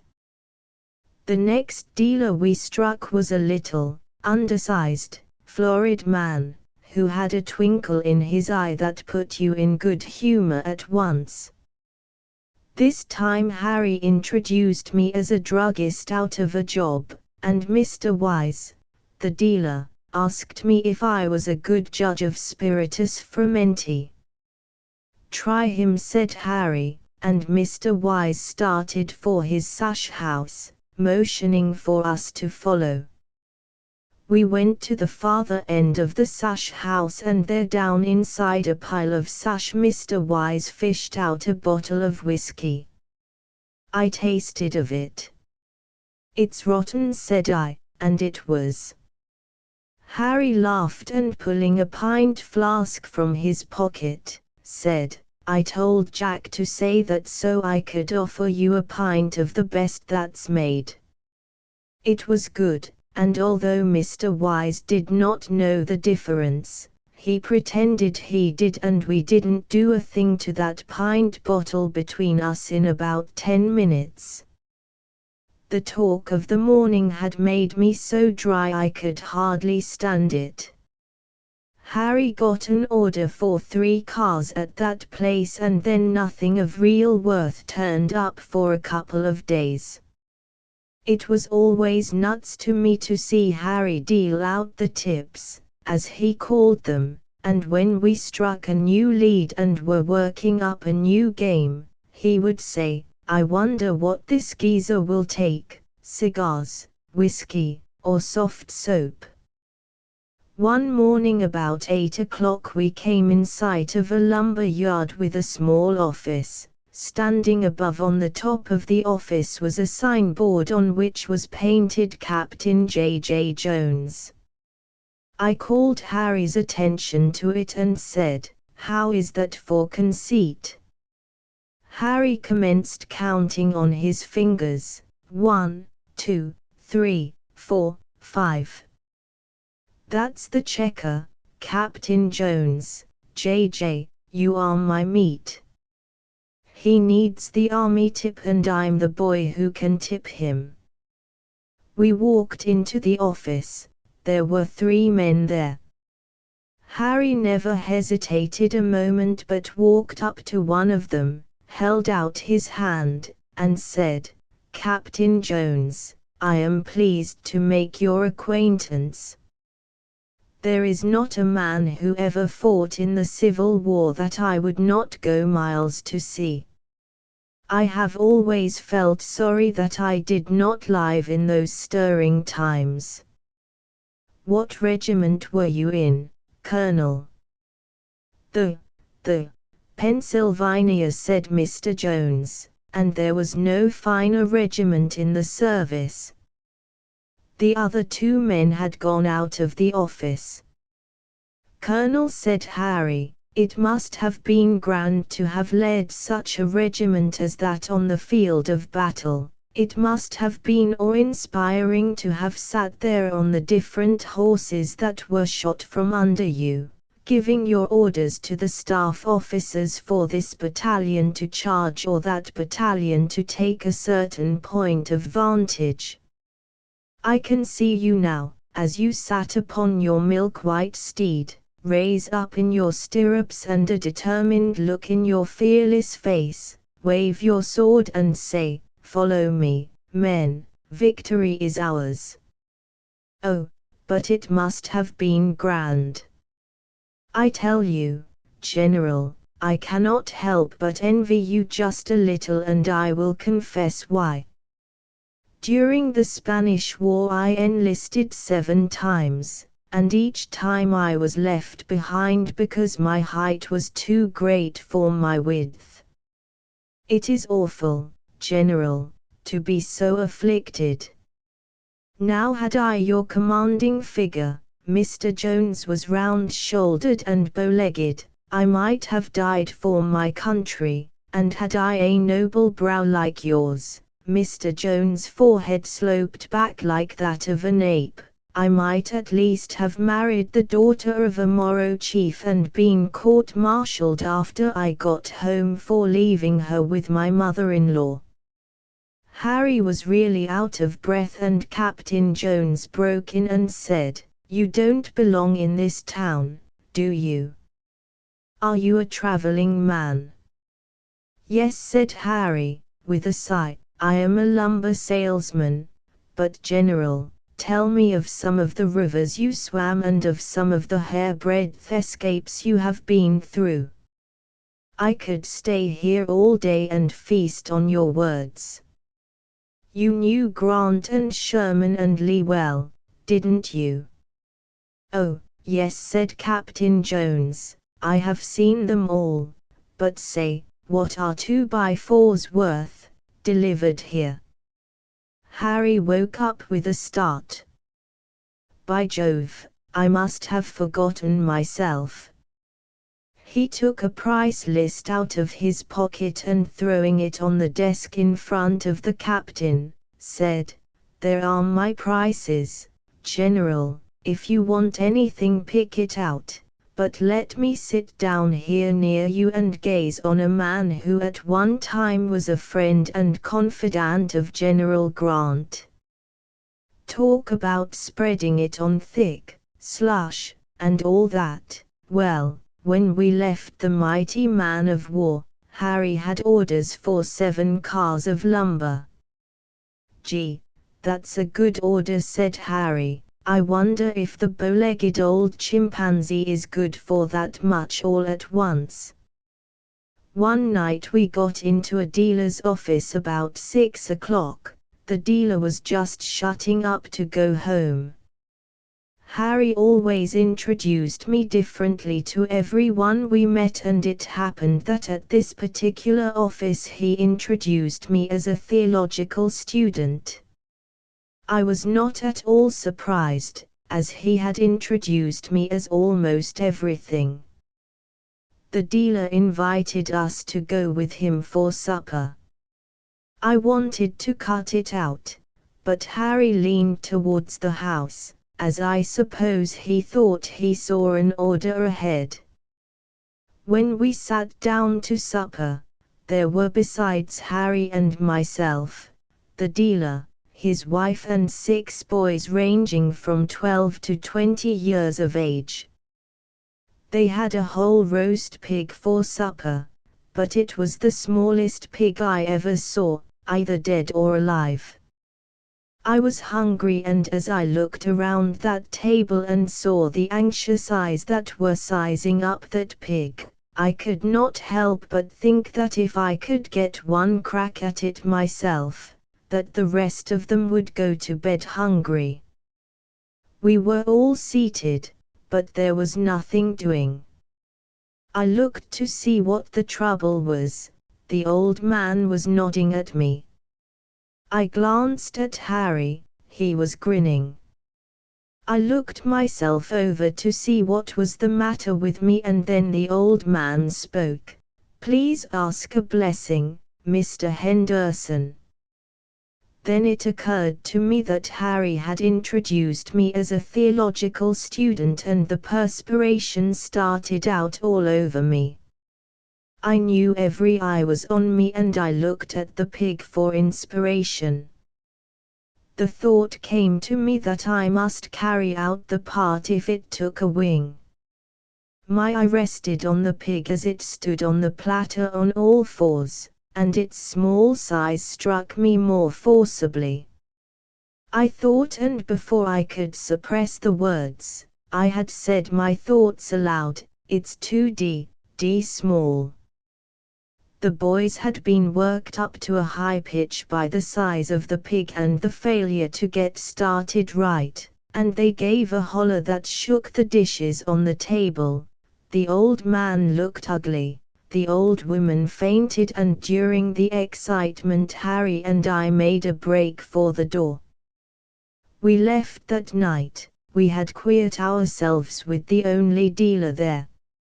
Harry was inclined to laugh the affair off, but it seemed to me as though I had made an awful break somehow. Say, but it was an awful little pig, though. So long, Billy, Jack. The assistant superintendent. At the mission school. Jack Henderson. At the mission school. Topeka, Kansas, 190. Dear Billy, say, Billy, do you cotton to kids? I don't suppose you know whether you do or not, but if anyone should ask you about me, tell them I don't. And I've been thinking about it quite a bit lately. Do you remember Ed Cook? He came out to Kansas 3 years ago and got married. He and his wife are here now, and her sister lives with them. I met Ed Sunday afternoon.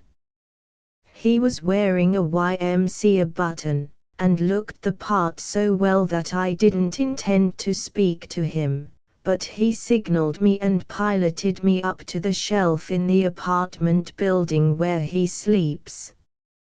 We hadn't been talking very long when the door opened and the sister came in. She was dressed to go out, and looked as if she was expecting someone. "Lou," said Ed, "let me introduce Mr. Henderson. My sister, Miss Hargreaves, Mr. Henderson." The girl bowed but looked kind of puzzled. "I thought you said his name was Clark," she said. "Oh, Clark's sick, couldn't come today," answered Edie. "Oh, dear," she said. "Why didn't you tell me sooner? I simply have to have a young man today, and it's too late now to find anyone. I don't know what to do." She was looking at me kind of pleadingly, and I said, "Is it anything I can do?" Ed gave her a foxy smile and said, "Why sure, Lou. That's just the combination. Jack's just the boy you want. He looks as if he would be," she said, looking at me thoughtfully. "I'm sure it's awfully kind of you, Mr. Henderson. I suppose you've had experience in this work." "Most young men have." I wasn't very sure what she meant, but I couldn't think of any experience just then that I hadn't had, so I trailed along after her as she started for the door. "Sorry you have to go, Jack," Ed said, "but we'll see you again. It wasn't such a bad trip." The young lady was quite vivacious. She told me that she was studying music and put in her Sunday afternoons playing in a Dago Mission Sunday school. Then I began to tumble. I sure hadn't had any experience of that kind. "There's the dearest class of little boys," she told me. Italians and Greeks, mostly, and so interesting. If my time wasn't so taken up with the music, I'd like to take them myself, but I can't do both, of course. It was so sweet of you to volunteer, Mr. Henderson. I looked at her, but her face was full of gratitude and friendliness, and I couldn't believe she was really trying to work me. But I didn't remember volunteering to teach a class of dirty little ginnies. Ed comes down here frequently and helps, she said. He finds the work so interesting. And it is such good experience, don't you think so, Mr. Henderson? Oh, here we are. I felt weak.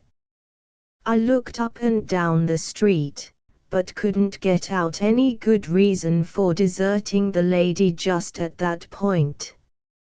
Before I had decided on anything, I found myself in a big room full of chairs in rows with kids placed around in bunches waiting for the show to begin.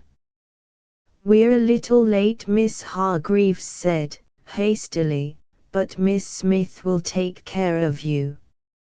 "Miss Smith, this is Mr. Henderson.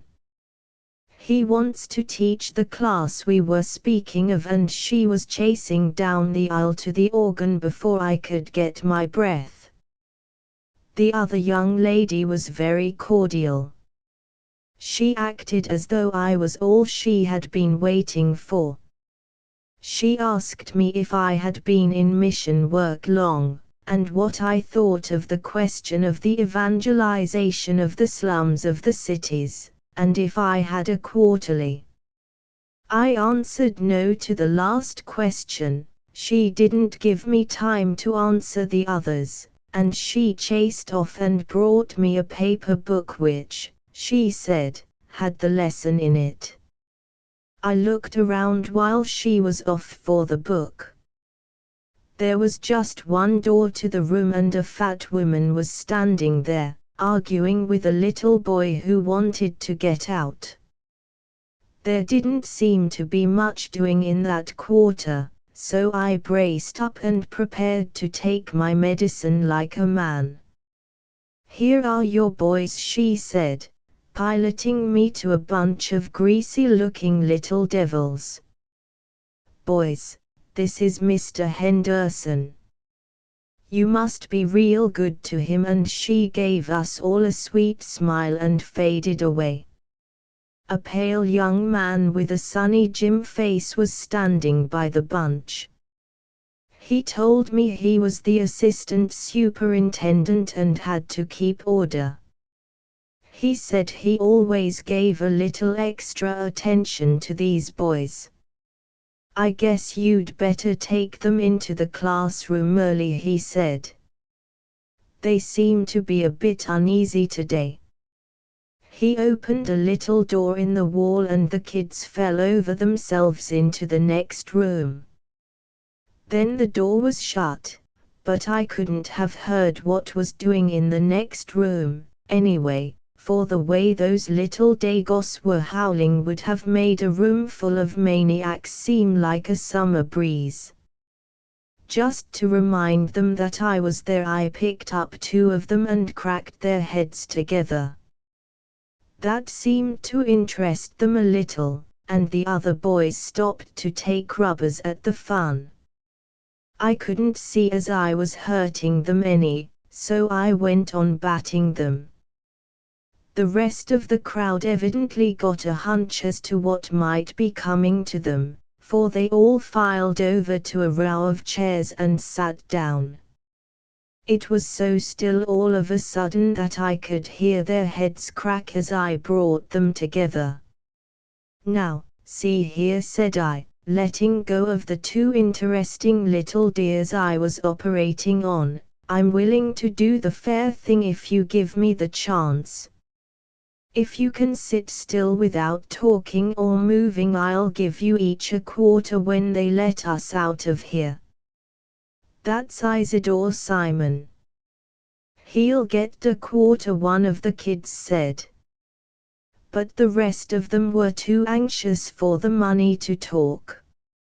"Remember," I said, fearing I hadn't made it strong enough, "I'll pound daylight out of the first one of you little devils that opens his mouth." It was enough. I sat there for 35 minutes by my watch with that row of brats sitting there as still as if they were dead. The bell rang and I let them file out into the other room, and they did it in great style. Then I had to chase out and get the change to pay them off. As soon as the meeting let out, the two young ladies and the assistant superintendent piked up to me and began to all talk at once.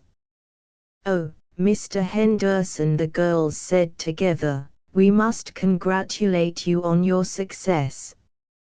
You are perfectly wonderful with children. No one ever handled those boys so well before. Couldn't you take the class permanently?" Say, Billy, I thought I'd made a hit. I thought that everything was coming my way, from the way they crowded each other to flash a happy look at me. It must have made me kind of dizzy to get it all in a bunch like that, for before I could think what to say in such a nice crowd as that, Ed's sister-in-law had got her jacket on and was walking off with Sonny Jim. She looked back at me with a real sweet smile. "Goodbye, Mr. Henderson," she said. "I'm awfully sorry, but Mr. Williams and I have to go to a committee meeting right away. I wish you would come again. I think it is lovely to meet a young man who is so fond of children. Wouldn't kids be poison to you after that? Just think, the best looking of the two going off with a white-livered guy like that. If I had been full, she would have taken more notice of me. I was so sore that I didn't know that the other girl was talking to me until I heard. So if you'll kindly excuse me, I'll go and attend to it now. Mr. Williams has so much to do, and I like to help him all that I can. Don't you think he is a splendid young man, Mr. Henderson? And such a worker." "I think you're all a bunch of workers," I said. But she just smiled and said, "Oh, thank you. Goodbye. No more Sunday school for me, Billy. It's too costly for the returns. Yours, Jack." Transcriber's notes: typos fixed, non-standard spelling and dialect retained. Asterisk asterisk asterisk. End of the Project Gutenberg ebook. Jack Henderson on tipping. Asterisk asterisk asterisk. Updated editions will replace the previous one, the old editions will be renamed. Creating the works from print editions not protected by U.S. copyright law means that no one owns a United States copyright in these works, so the Foundation, and you, can copy and distribute it in the United States without permission and without paying copyright royalties. Special rules, set forth in the general terms of use part of this license, apply to copying and distributing Project Gutenberg trademark symbol electronic works to protect the Project Gutenberg trademark symbol concept and trademark. Project Gutenberg is a registered trademark, and may not be used if you charge for an ebook, except by following the terms of the trademark license, including paying royalties for use of the Project Gutenberg trademark. If you do not charge anything for copies of this ebook, complying with the trademark license is very easy. You may use this ebook for nearly any purpose, such as creation of derivative works, reports, performances and research.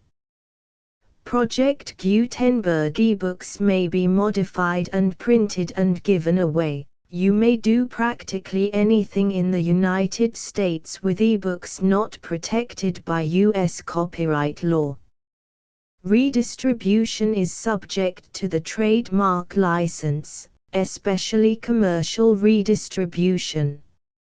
Start. Full license. The full Project Gutenberg license. Please read this before you distribute or use this work to protect the Project Gutenberg trademark symbol mission of promoting the free distribution of electronic works. By using or distributing this work, or any other work associated in any way with the phrase Project Gutenberg, you agree to comply with all the terms of the full Project Gutenberg trademark symbol license available with this file or online at www.gutenberg.org/license. Section 1.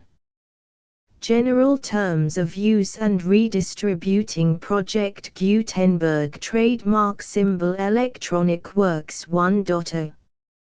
By reading or using any part of this Project Gutenberg trademark symbol electronic work, you indicate that you have read, understand, agree to and accept all the terms of this license and intellectual property, trademark/copyright, agreement.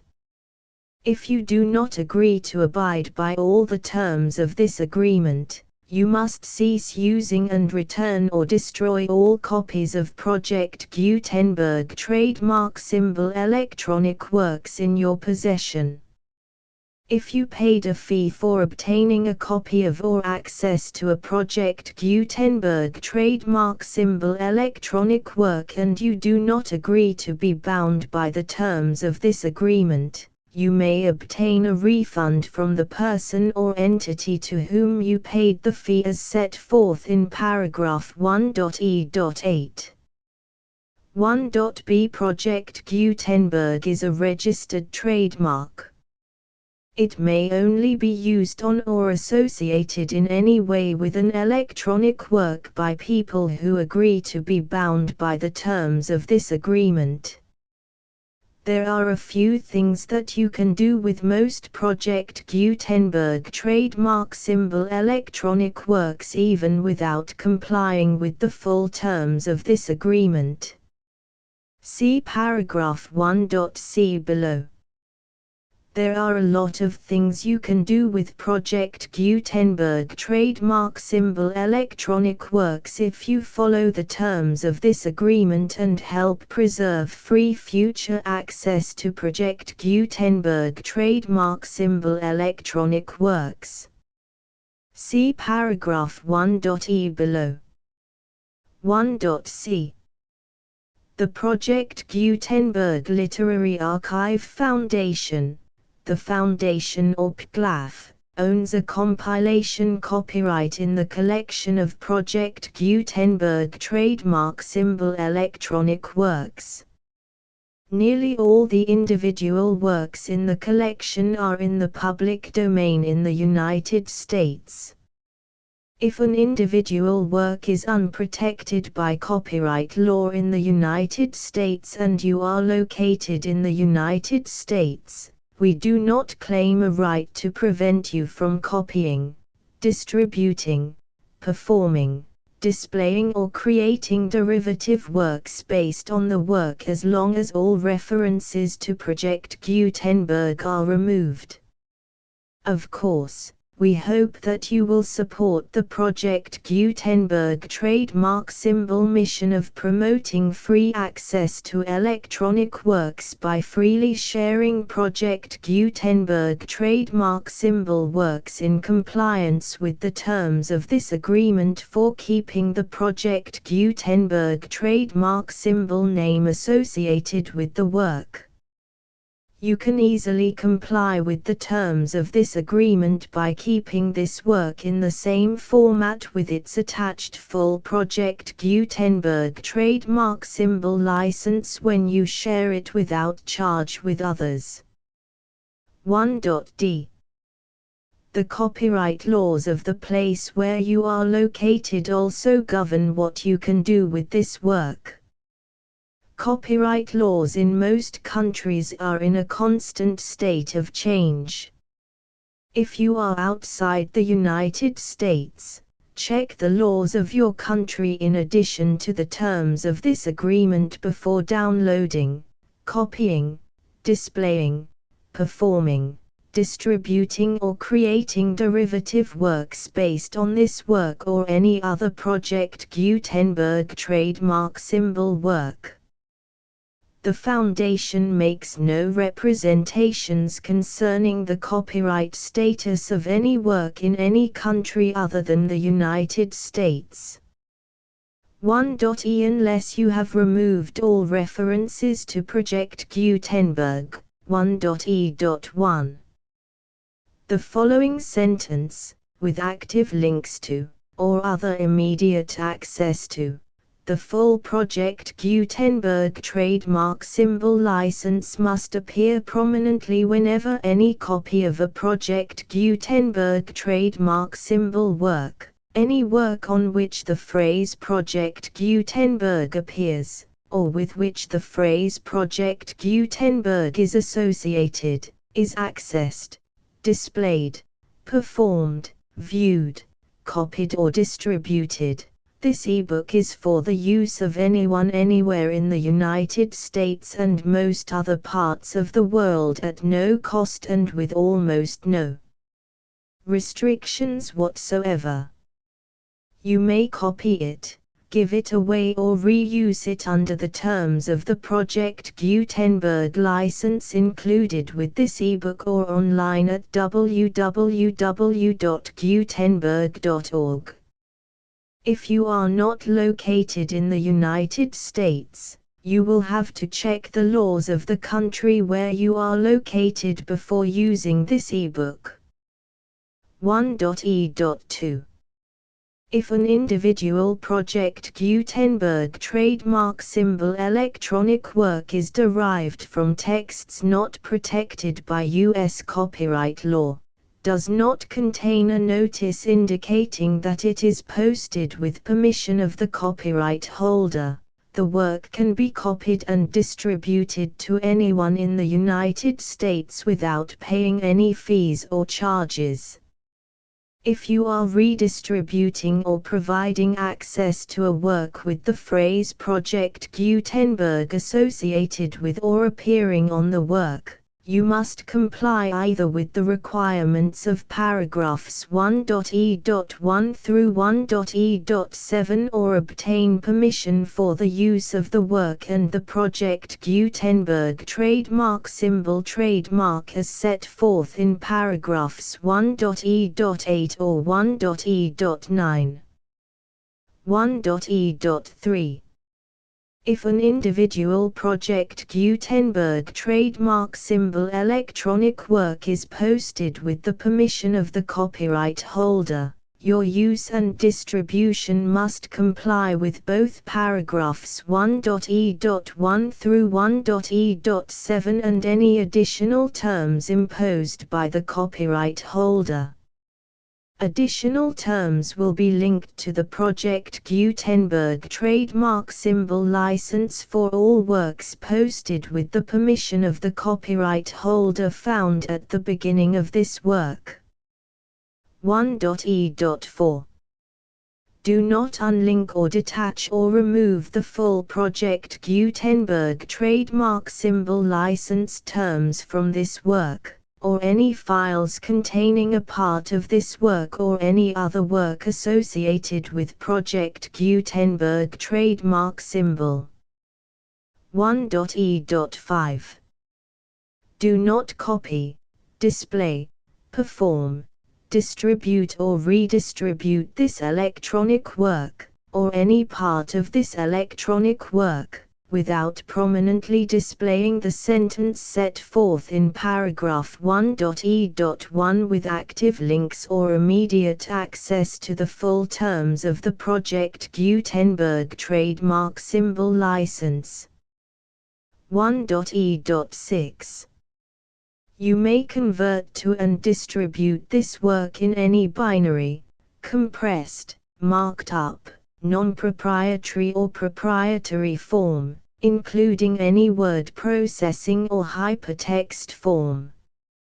However, if you provide access to or distribute copies of a Project Gutenberg trademark symbol work in a format other than plain vanilla ASCII or other format used in the official version posted on the official Project Gutenberg trademark symbol website, www.gutenberg.org, you must, at no additional cost, fee or expense to the user, provide a copy, a means of exporting a copy, or a means of obtaining a copy upon request, of the work in its original plain vanilla ASCII or other form. Any alternate format must include the full Project Gutenberg trademark symbol license as specified in paragraph 1.e.1. 1.e.7. Do not charge a fee for access to, viewing, displaying, performing, copying or distributing any Project Gutenberg trademark symbol works unless you comply with paragraph 1.e.8 or 1.e.9. 1.e.8. You may charge a reasonable fee for copies of or providing access to or distributing Project Gutenberg trademark symbol electronic works provided that you pay a royalty fee of 20% of the gross profits you derive from the use of Project Gutenberg trademark symbol works calculated using the method you already use to calculate your applicable taxes. The fee is owed to the owner of the Project Gutenberg trademark symbol trademark, but he has agreed to donate royalties under this paragraph to the Project Gutenberg Literary Archive Foundation. Royalty payments must be paid within 60 days following each date on which you prepare, or are legally required to prepare, your periodic tax returns. Royalty payments should be clearly marked as such and sent to the Project Gutenberg Literary Archive Foundation at the address specified in Section 4, Information about donations to the Project Gutenberg Literary Archive Foundation. You provide a full refund of any money paid by a user who notifies you in writing, or by email, within 30 days of receipt that he does not agree to the terms of the full Project Gutenberg trademark symbol license.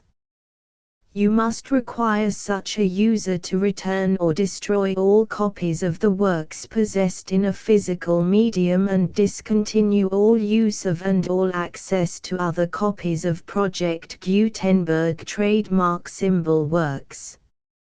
You provide, in accordance with paragraph 1.f.3, a full refund of any money paid for a work or a replacement copy, if a defect in the electronic work is discovered and reported to you within 90 days of receipt of the work. You comply with all other terms of this agreement for free distribution of Project Gutenberg trademark symbol works. 1.e.9. If you wish to charge a fee or distribute a Project Gutenberg trademark symbol electronic work or group of works on different terms than are set forth in this agreement, you must obtain permission in writing from the Project Gutenberg Literary Archive Foundation, the manager of the Project Gutenberg trademark symbol trademark. Contact the Foundation as set forth in Section 3 below. 1.f1.f.1 Project Gutenberg volunteers and employees expend considerable effort to identify, do copyright research on, transcribe and proofread works not protected by U.S. copyright law in creating the Project Gutenberg trademark symbol collection. Despite these efforts, Project Gutenberg trademark symbol electronic works, and the medium on which they may be stored, may contain defects such as, but not limited to, incomplete, inaccurate or corrupt data, transcription errors, a copyright or other intellectual property infringement, a defective or damaged disk or other medium, a computer virus, or computer codes that damage or cannot be read by your equipment.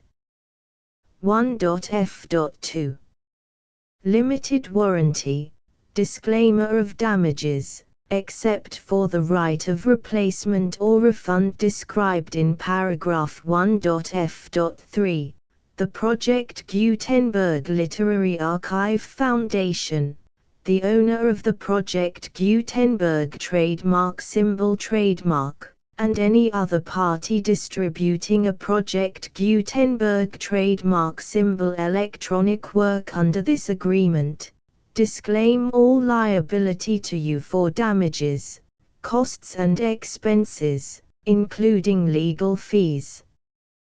You agree that you have no remedies for negligence, strict liability, breach of warranty or breach of contract except those provided in paragraph 1.f.3. You agree that the Foundation, the trademark owner, and any distributor under this agreement will not be liable to you for actual, direct, indirect, consequential, punitive or incidental damages even if you give notice of the possibility of such damage. 1.f.3 Limited right of replacement or refund. If you discover a defect in this electronic work within 90 days of receiving it, you can receive a refund of the money, if any, you paid for it by sending a written explanation to the person you received the work from. If you received the work on a physical medium, you must return the medium with your written explanation. The person or entity that provided you with the defective work may elect to provide a replacement copy in lieu of a refund. If you received the work electronically, the person or entity providing it to you may choose to give you a second opportunity to receive the work electronically in lieu of a refund. If the second copy is also defective, you may demand a refund in writing without further opportunities to fix the problem. 1.f.4 Except for the limited right of replacement or refund set forth in paragraph 1.f.3, this work is provided to you as is, with no other warranties of any kind, express or implied, including but not limited to warranties of merchantability or fitness for any purpose. 1.f.5 Some states do not allow disclaimers of certain implied warranties or the exclusion or limitation of certain types of damages. If any disclaimer or limitation set forth in this agreement violates the law of the state applicable to this agreement, the agreement shall be interpreted to make the maximum disclaimer or limitation permitted by the applicable state law. The invalidity or unenforceability of any provision of this agreement shall not void the remaining provisions.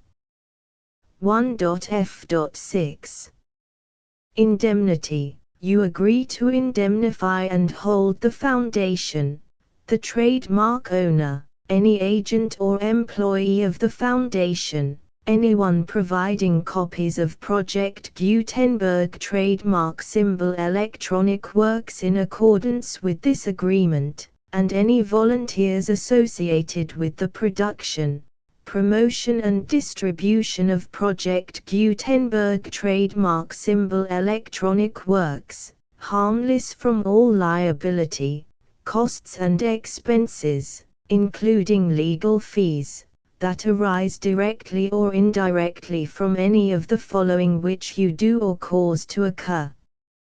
A. Distribution of this or any Project Gutenberg trademark symbol work. B. Alteration, modification, or additions or deletions to any Project Gutenberg trademark symbol work, and C. Any defect you cause. Section 2. Information about the mission of Project Gutenberg trademark symbol. Project Gutenberg trademark symbol is synonymous with the free distribution of electronic works in formats readable by the widest variety of computers, including obsolete, old, middle-aged and new computers. It exists because of the efforts of hundreds of volunteers and donations from people in all walks of life. Volunteers and financial support to provide volunteers with the assistance they need are critical to reaching Project Gutenberg trademark symbol's goals and ensuring that the Project Gutenberg trademark symbol collection will remain freely available for generations to come. In 2001, the Project Gutenberg Literary Archive Foundation was created to provide a secure and permanent future for Project Gutenberg trademark symbol and future generations. To learn more about the Project Gutenberg Literary Archive Foundation and how your efforts and donations can help, see sections 3 and 4 and the Foundation information page at www.gutenberg.org. Section 3. Information about the Project Gutenberg Literary Archive Foundation. The Project Gutenberg Literary Archive Foundation is a non-profit 501(c)(3) educational corporation organized under the laws of the state of Mississippi and granted tax-exempt status by the Internal Revenue Service. The Foundation's IN or Federal Tax Identification Number is 64-6221541. Contributions to the Project Gutenberg Literary Archive Foundation are tax-deductible to the full extent permitted by U.S. federal laws and your state's laws. The Foundation's business office is located at 809 North 1500 West, Salt Lake City, UT 84116, 801-596-1887. Email contact links and up-to-date contact information can be found at the Foundation's website and official page at www.gutenberg.org/contact. Section 4. Information about donations to the Project Gutenberg Literary Archive Foundation. Project Gutenberg trademark symbol depends upon and cannot survive without widespread public support and donations to carry out its mission of increasing the number of public domain and licensed works that can be freely distributed in machine-readable form accessible by the widest array of equipment, including outdated equipment. Many small donations, $1 to $5,000, are particularly important to maintaining tax-exempt status with the IRS. The Foundation is committed to complying with the laws regulating charities and charitable donations in all 50 states of the United States. Compliance requirements are not uniform and it takes a considerable effort, much paperwork and many fees to meet and keep up with these requirements. We do not solicit donations in locations where we have not received written confirmation of compliance. To send donations or determine the status of compliance for any particular state, visit www.gutenberg.org/donate. While we cannot and do not solicit contributions from states where we have not met the solicitation requirements, we know of no prohibition against accepting unsolicited donations from donors in such states who approach us with offers to donate. International donations are gratefully accepted, but we cannot make any statements concerning tax treatment of donations received from outside the United States. U.S. laws alone swamp our small staff. Please check the Project Gutenberg web pages for current donation methods and addresses. Donations are accepted in a number of other ways, including checks, online payments and credit card donations. To donate, please visit www.gutenberg.org/donate. Section 5. General information about Project Gutenberg Trademark Symbol Electronic Works. Professor Michael S. Hart was the originator of the Project Gutenberg trademark symbol concept of a library of electronic works that could be freely shared with anyone. For 40 years, he produced and distributed Project Gutenberg trademark symbol ebooks with only a loose network of volunteer support.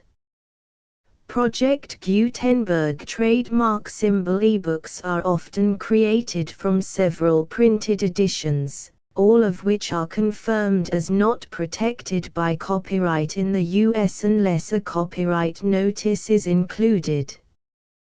Thus, we do not necessarily keep ebooks in compliance with any particular paper edition. Most people start at our website, which has the main PG search facility, www.gutenberg.org. This website includes information about Project Gutenberg trademark symbol, including how to make donations to the Project Gutenberg Literary Archive Foundation, how to help produce our new ebooks, and how to subscribe to our email newsletter to hear about new ebooks.